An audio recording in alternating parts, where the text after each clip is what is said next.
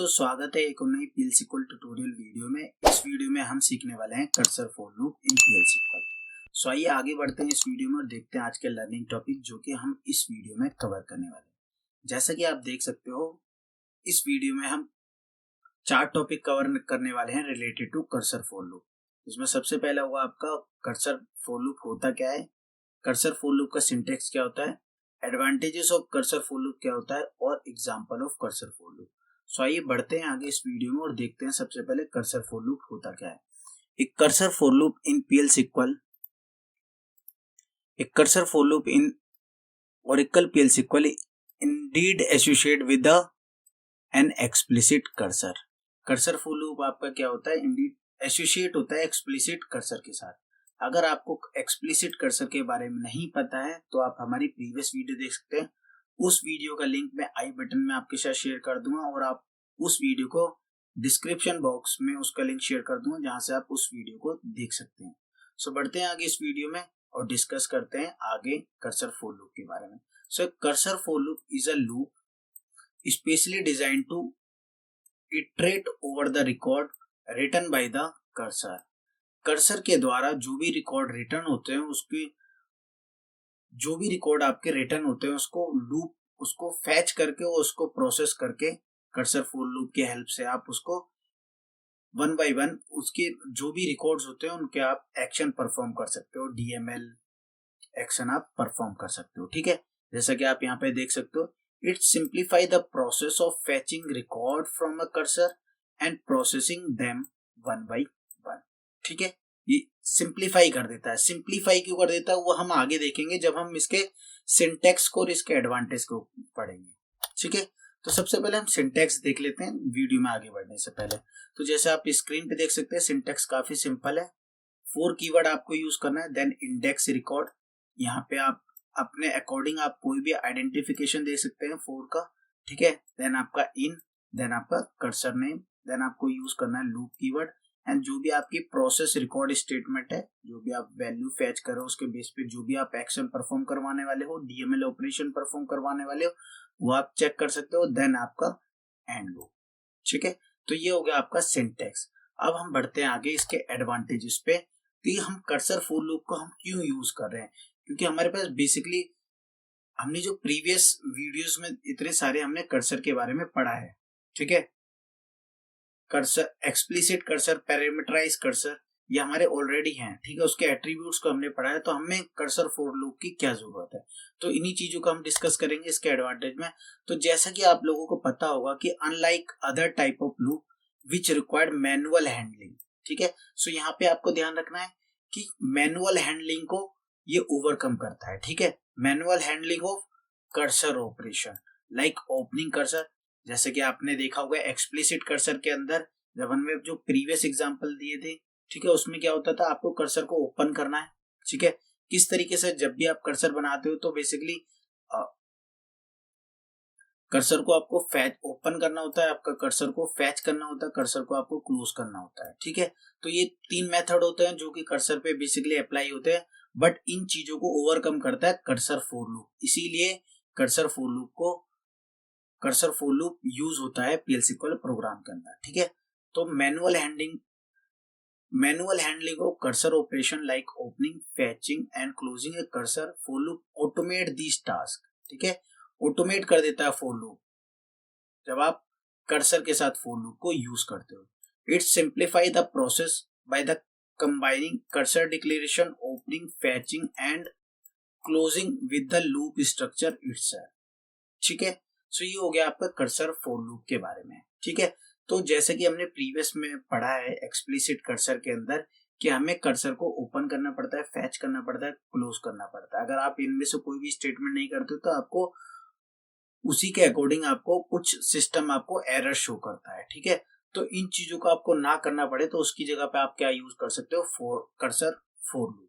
ठीक है, बढ़ते हैं आगे और देखते हैं इसके एग्जाम्पल को ताकि आपको आप एडवांटेजेस और सिंटेक्स को कोरिलेट कर पाओ। ठीक है, बढ़ते हैं आगे। जैसा कि आप स्क्रीन पे देख सकते हैं, यहाँ पे हमने एक एनोनिमस ब्लॉक बनाया है पूरा। ठीक है, इस एनोनिमस ब्लॉक के अंदर सबसे पहले हमने क्या किया, कर्सर का डिक्लेरेशन। ठीक है, ये हो गया हमारा कर्सर डिक्लेरेशन। यहाँ पर हमने लिखा है कर्सर। अगर आपने हमारे प्रीवियस कर्सर की वीडियो नहीं देखी है तो आप यहाँ पे भी सीख सकते हो, ठीक है। कर्सर, देन कर्सर का नाम, ठीक है, इज, देन हमारे जो भी आपको क्वेरी से वैल्यू फैच करनी है वो आप क्वेरी आप यहाँ पे डायरेक्टली यूज कर सकते हो, ठीक है। जैसे कि यहाँ पे हमने क्या किया है, सिलेक्ट स्टार, सारे कॉलम हम सिलेक्ट कर रहे हैं from employ table where department ID 30 and salaries greater than 3000। हम उन एम्प्लॉयज के लिस्ट फैच कर रहे हैं जिसकी डिपार्टमेंट आईडी 30 हो और उसकी सैलरी 3000 से ज्यादा हो, ठीक है। हम फैच कर रहे हो, उन वैल्यूज को हम क्या करेंगे, प्रिंट करेंगे, ठीक है। तो हम बढ़ते हैं आगे। बिगिन हमने लिखा, देन यहां से आपको सिंटेक्स समझना है, ठीक है। तो आप यहाँ पे देखोगे हमने कोई भी ओपन,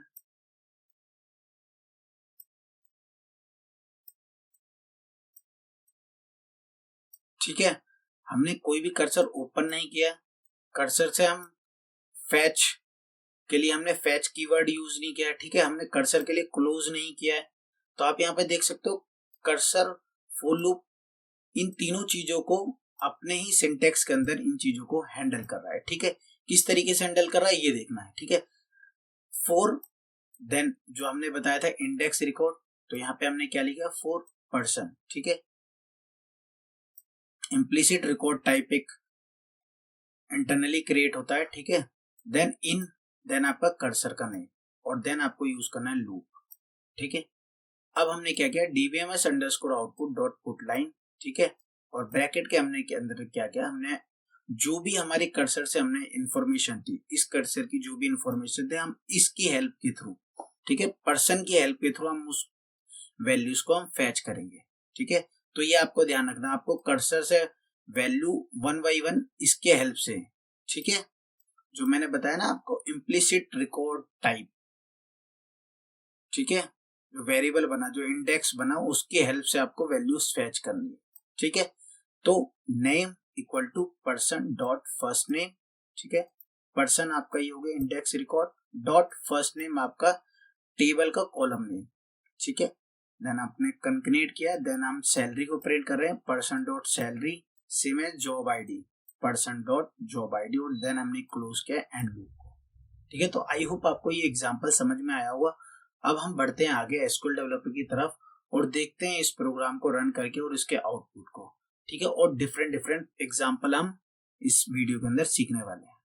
सो वीडियो को आखिरी तक जरूर देखें। तो जैसा कि आप यहाँ पे देख सकते हैं, हम आ चुके हैं एसक्यूएल डेवलपर की तरफ, ठीक है, और जहाँ पे हमने एग्जाम्पल को डिस्कस किया था पीपीटी के अंदर, ठीक है, उसी एग्जाम्पल को हम यूज करते हुए हम इसके आउटपुट को डिस्कस करेंगे। तो एक बार मैं दोबारा रिपीट कर देता हूँ। हमने एक कर्सर क्रिएट किया, ठीक है, जहां पर हम एम्प्लॉय की इंफॉर्मेशन निकालें जिसकी डिपार्टमेंट आईडी 30 हो और सैलरी 3000 से ज्यादा हो।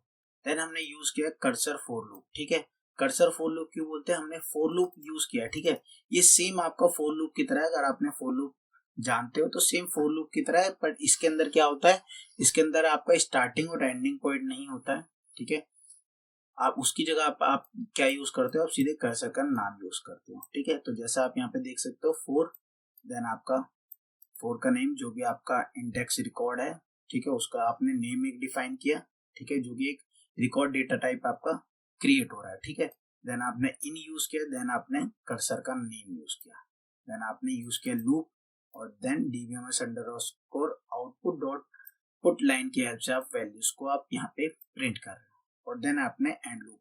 अब ये फोर लूप और एंड लूप, अब क्या होगा, ये जो फोर लूप है ये क्या करेगा, ये चेक करेगा कर्सर से जितने वैल्यूज को फैच करता रहेगा, ठीक है, ओपन किया और ये कर्सर की वैल्यू को फैच करता रहेगा, फैच करता रहेगा, और जब देखेगा कि कर्सर के अंदर कोई भी वैल्यू नहीं है, देन क्या करेगा, कर्सर को क्लोज कर देगा और एंड लूप से बाहर आ जाएगा, ठीक है। इस तरीके से करता है, जैसा आप यहाँ पे देख सकते हो कितना हमने शॉर्ट में कर्सर को ओपन नहीं किया, हमारी जो नंबर ऑफ लाइंस है कोड की उसको हमने रिड्यूस कर दिया with the help of cursor for loop, ठीक है। अब हम इस प्रोग्राम को रन करके देख लेते हैं। सिलेक्ट आपने प्रोग्राम को किया और आपका यहाँ पे जो ग्रीन बटन है इसको आपको क्लिक करना है, रन स्टेटमेंट। यहाँ पे आप देख सकते हो name, then salary, 11,000 job ID PU_math। ठीक है, तो जो भी डिपार्टमेंट थी उसकी जॉब आईडी क्या है, ये है। ठीक है, सेम नेम अलेक्जेंडर, सैलरी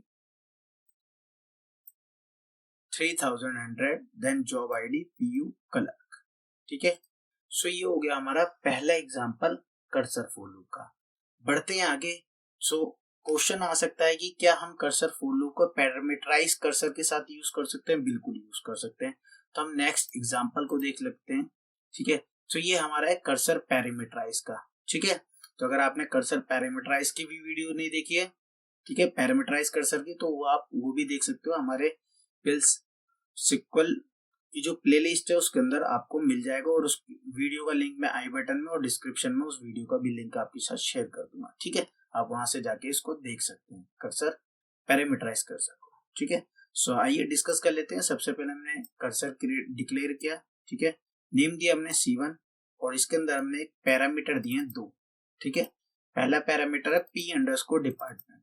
ठीक है, इनपुट नंबर टाइप हम बता रहे हैं कर्सर को कि हम किस तरीके के इनपुट को हम एक्सेप्ट करने वाले हैं। ठीक है, तो नंबर टाइप, और P_ एक सैलरी हम एक पैरामीटर कर रहे हैं, और इसमें भी हम बता रहे हैं कि हम किस तरीके के डेटा टाइप को हम एक्सेप्ट करने वाले हैं with the help of number, यानी हम नंबर डेटा टाइप की हेल्प से हम बता रहे हैं इस कर्सर को हम क्या वैल्यू एक्सेप्ट करने वाले हैं। देन हमने यूज किया सिलेक्ट स्टेटमेंट, और जो सेम हमारा जो पैरामीटर हमने पास किया वही पैरामीटर आपको वेयर क्लोज में यूज करना है, P_department एंड P_salary।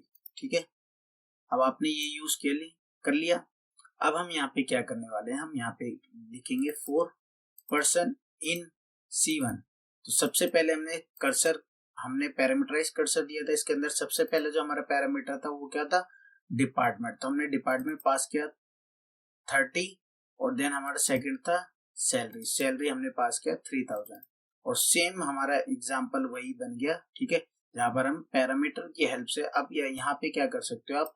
अब देखो दोनों चीजों में फर्क क्या आता है। यहाँ पे क्या है आपका, एक ये पर्टिकुलर आपका पैरामीटराइज कर्सर और नॉर्मल कर्सर जो आप यूज करते हो, दोनों में डिफरेंस भी बता देता हूँ यहाँ पे मैं। ठीक है, तो इस वाली स्टेटमेंट आप क्या कर सकते हो, इसको आप एक ही बार यूज कर सकते हो कि आप एक पर्टिकुलर बेस्ड ऑन एक पर्टिकुलर वैल्यू के बेस पे आप कोई एक इंफॉर्मेशन निकाल रहे हो। डिपार्टमेंट आईडी 30 और सैलरी आपकी 3,000 से ज्यादा। ठीक है, अब क्या हो सकता है, इसको आप एक ही बार यूज कर सकते हो इस कर्सर को, बट जब आप पैरामीटराइज कर्सर यूज कर सकते हो तो इस कर्सर को आप मल्टीपल टाइम यूज कर सकते हो विद द डिफरेंट पैरामीटर। ठीक है, सो अगर आपको सेम इस तरीके से आप इस कोड को कॉपी कर सकते हो। ठीक है, और यहाँ पे आप यूज कर सकते हो, और आपको बस क्या करना है, यहाँ पे डिपार्टमेंट कर देना 10, और जो भी आपकी कंडीशन हो, या तो आप डिपार्टमेंट सेम रखो, कंडीशन सेकंड कर दो। तो इस तरीके से अगर आपको प्रोसेस करना है एक ही कर्सर को यूज करके, आप मल्टीपल टाइम आप प्रोसेस करना चाहते हो बेस्ड ऑन पैरामीटर, तो आप इस तरीके से पैरामीटराइज कर्सर यूज कर सकते हो। ठीक है, सो ये काफी डिफरेंस हो जाता है पैरामीटराइज कर्सर और नॉर्मल कर्सर में। ठीक है, तो हम इस प्रोग्राम को रन करके देख लेते हैं, और जैसा कि आप आउटपुट देखोगे, आउटपुट सेम ही आएगा, क्योंकि हम यहाँ पे बस क्या कर रहे हैं, नॉर्मल कर्सर को पैरामीटराइज कर्सर पे लेके जा रहे हैं, और उसको हम डिफरेंस को समझ रहे हैं क्यों हम इसको कर रहे हैं। ठीक है, अब हम आगे बढ़ते हैं। कुछ इंपॉर्टेंट पॉइंट जो कि आप कर्सर क्रिएट करते हुए आपको याद रखना है, जिसमें से एक है वर्चुअल कॉलम। ठीक है, सो जैसे कि आप यहाँ पे देख सकते हो एग्जाम्पल सेम है। ठीक है, तो आपको पता ही होगा आउटपुट भी सेम ही आएगा, बट यहाँ पे आपको देखना क्या है। अब जैसे यहाँ पे आपने क्या लिया, फर्स्ट नेम, और आपने एलियास लगाया, और इसको आपने बना दिया फुल नेम। ठीक है, और सैलरी और जॉब आईडी। सो मैं क्या कर रहा हूँ, यहाँ पे जो भी मेरे 3 कॉलम है उसको मैंने एक प्रॉपर एक एलियास दे दिया। तो जब भी आप किसी भी कॉलम को आप एलियास देते हो कर्सर के अंदर, ठीक है, तब उसको फिर क्या करते हो, आप उसको इंडेक्स रिकॉर्ड के अंदर आप उसके कॉलम नेम से उस वैल्यू को फेच नहीं कर सकते हो। तो मैं यहाँ पे आपको दिखाता हूँ। सो मैंने यहाँ पे क्या लिया, फर्स्ट नेम और फर्स्ट नेम यहाँ पे कॉल कर रहा हूँ। आप यहाँ पे ध्यान से देखिए इस स्टेटमेंट में। तो अगर मैं इस प्रोग्राम को एग्जीक्यूट करवाऊंगा, ठीक है, तो आप यहाँ पे देखोगे एरर क्या आया, एरर रिपोर्ट आप यहाँ पे देख सकते हो, लाइन नंबर 15। लाइन नंबर आपकी 15 क्या है, इस स्टेटमेंट पे आपका एरर आया है, ठीक है, कि component first name must be declare. क्या है कि उसको पता नहीं चला फर्स्ट नेम बेसिकली है क्या, ठीक है, क्यों, क्योंकि आपने फर्स्ट नेम क्या किया है, आपने एलियास की हेल्प से आपने उसको क्या कर दिया, आपने फुल नेम कर दिया है। तो अब जब आप इसको एक्सेस करोगे तो आप किसकी हेल्प से करोगे, एलियास यानी वर्चुअल कॉलम के हेल्प से, ठीक है। सो अगर अब मैं इस प्रोग्राम को अगर रन करता हूं तो आप यहाँ पे इसके आउटपुट को देख सकते हो, ठीक है। तो आई होप आपको ये चीजें पता चली होंगी, छोटी छोटी चीजें जो कि आपको जब आप कर्सर क्रिएट करते हो तो आपको ये याद रखना है, ठीक है। अब हम बढ़ते हैं आगे एक और एग्जांपल की तरफ, ठीक है। अब एक एग्जांपल हम लेते हैं जहां पर हम डिस्कस करेंगे कि क्या हम कर्सर के एट्रीब्यूट को फॉर लूप के साथ हम यूज कर सकते हैं, ठीक है। तो जैसा कि हमने प्रीवियस वीडियो में कर्सर एट्रीब्यूट पढ़ा था, ठीक है, वीडियो लंबी हो सकती है बट आपको कर्सर की पूरी इंफॉर्मेशन मिलेगी, तो वीडियो को एंड तक बने रहे, ठीक है। सो जैसा कि हमने कर्सर के एट्रीब्यूट को पढ़ा था, ठीक है, जहां पर आप फाउंड, नॉट फाउंड, ठीक है, इन एट्रीब्यूट्स को यूज कर सकते हो। सो यहाँ पर हम क्या कर रहे हैं, ये जो हमारा, तो हम क्या फॉर लूप के साथ यूज कर सकते हैं, तो फाउंड, नॉट फाउंड, इन चीजों को नहीं यूज कर सकते। आप एक जो आपका एट्रीब्यूट है उसको यूज कर सकते हो, वो आपका रो काउंट, ठीक है। क्यों, क्योंकि ये जो आपका जो फॉर लूप है, ठीक है, ये इन चीजों को कंट्रोल कर रहा है, ओपन कर रहा है कर्सर को, क्लोज कर रहा है, तो इन चीजों को आपको चेक ही नहीं करना है, ठीक है, कि कर्सर आपका ओपन है या क्लोज है, तो ये तो एरर आएगी नहीं, ठीक है। बट आप परसेंटेज रो काउंट की हेल्प से आप ये चेक कर सकते हो कितने रिकॉर्ड आप फैच करके लेके आए हो, कितने रिकॉर्ड आप फैच करके लेके आए हो, ठीक है। तो उसके लिए आप एग्जांपल देख सकते हो, सेम कर्सर है, ठीक है, कर्सर में कोई भी डिफरेंस नहीं। हमने क्या किया, हमने वेरिएबल डिफाइन किया नम अंडरस्कोर टोटल अंडरस्कोर रो, और इसको हमने डेटा टाइप दिया नंबर, ठीक है। अब हम यहाँ पे क्या कर रहे हैं, हमने सेम लूप यूज किया है, और इसमें अंदर क्या हम कर रहे हैं, इस वेरिएबल के अंदर जो हमने डिक्लेयर किया है उस वेरिएबल के अंदर हम क्या कर रहे हैं, C1 आपका क्या है, कर्सर परसेंटेज रो टाइप के हम वैल्यूज को स्टोर करवा रहे हैं, ठीक है। और देन हम क्या कर रहे हैं, if num underscore total row count is greater than 0, then आपका क्या हो, आपकी एक वैल्यू प्रिंट हो जाए, ठीक है, कि क्या रिकॉर्ड है। अगर 0 है तो कोई वैल्यू प्रिंट ना हो, अगर 0 से ज्यादा है तो वो काउंट आपका प्रिंट हो जाए। तो अब इस एग्जांपल को देख लेते हैं। तो आप यहाँ पे देख सकते हो वैल्यू प्रिंट हो गई, और टोटल रोज कितने रिटर्न कर रहे हैं, 2, ठीक है।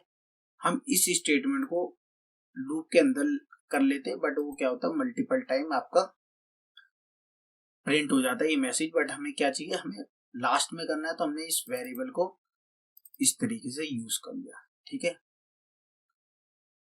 आई होप ये आपको एग्जांपल समझ में आया हो, एट्रीब्यूट को किस तरीके से आप यूज कर सकते हो फॉर लूप में, और कौन से एट्रीब्यूट को यूज कर सकते हो, ठीक है। अब हम बढ़ते हैं एक और फॉर लूप कर्सर के बारे में, जो कि काफी यूज होता है, बहुत से लोग यूज करते हैं इसको प्रोग्राम के अंदर, जिसको हम बोलते हैं implicit cursor for loop. Implicit cursor for loop basically क्या होता है, फॉर लूप हम उस कर्सर को डिफाइन नहीं करते, उसको बेसिकली हम क्या करते हैं, फॉर लूप के अंदर ही इनके साथ हम उस स्टेटमेंट को हम कॉल कर देते हैं, ठीक है। तो जैसा आप यहाँ पे देख सकते हो, हमने कोई भी कर्सर डिक्लेयर नहीं करा है, इसको हम बोलते हैं इम्प्लिसिट कर्सर। तो हमने यहाँ पे कोई भी कर्सर नहीं किया है, आप यहाँ पे जैसे देख सकते हो, तो 4 इन, और जो भी आपकी स्टेटमेंट थे आप यहाँ पे डायरेक्टली राइट कर देते हो, लिख देते हो, और देन लूप, और सेम आपको उसी मेथड से आप वैल्यूज को फैच कर लेते हो जो आप कर्सर के लिए यूज कर रहे थे, ठीक है। इसमें कोई डिफरेंस नहीं आता। आप इस प्रोग्राम को अगर रन करोगे तो आपकी जो नंबर ऑफ लाइन है, जो नंबर ऑफ स्टेटमेंट है, वो आपकी और रिड्यूस हो जाती है। तो यहाँ पे आप देखोगे आउटपुट आपका सेम ही आएगा, क्योंकि हम एक ही एग्जांपल ले रहे हैं ताकि आपको इजीली से different different condition, different different ways पता चल जाए,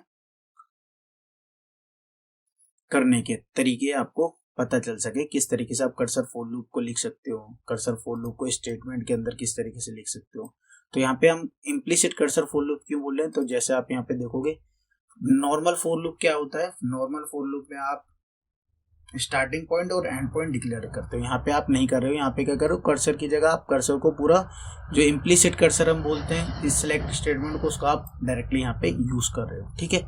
और सेम हम वैल्यूज को प्रिंट कर रहे हैं, ठीक है। नेक्स्ट है, तो क्या हम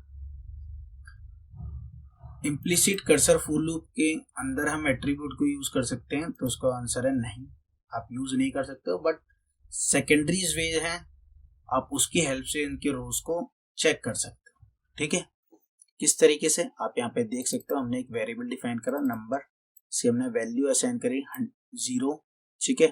देन सेम एग्जांपल यूज हो रहा है, यहाँ पे हमने एक लॉजिक लिखा है, ठीक है, कि नम टोटल रोज असाइन नम टोटल रोज +1, ठीक है।